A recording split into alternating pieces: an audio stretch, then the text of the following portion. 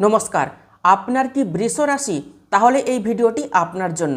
আর যাদের রাশি জানা নেই কিন্তু নামের প্রথম অক্ষর ভি দিয়ে শুরু, তাদের জন্য আজকের এই ভিডিও, তাদের সাথে এই ভিডিওটি রিলেট করবে।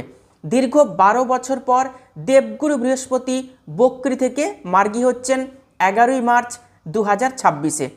দ্বিতীয়ভাবে দেবগুরু বৃহস্পতি বক্রী থেকে মার্গী হচ্ছেন এবং জুন মাসে দেবগুরু বৃহস্পতি তৃতীয়ভাবে উচ্চস্থ হয়ে যাবেন। সপ্তম ভাব, নবম ভাব এবং একাদশ ভাবে দেবগুরু বৃহস্পতির দৃষ্টি থাকবে।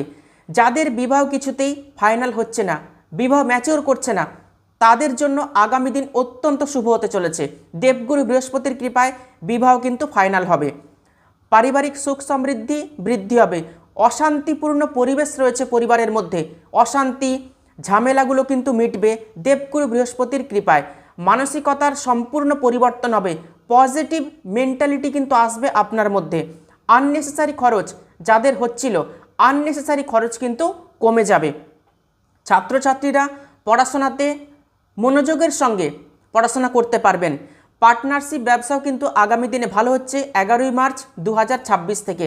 যাদের ব্যবসা মন্দা চলছে, ব্যবসা কিন্তু ধীরে ধীরে ভালো হবে। ব্যবসাতে ডেলি ইনকাম কিন্তু বাড়বে। যারা নতুন ব্যবসা শুরু করতে চাইছেন তারা অবশ্যই 11ই মার্চ 2026-এর পর নতুন ব্যবসা শুরু করতে পারেন দেবগুরু বৃহস্পতির কৃপায়। ভালো থাকবেন, সুস্থ থাকবেন।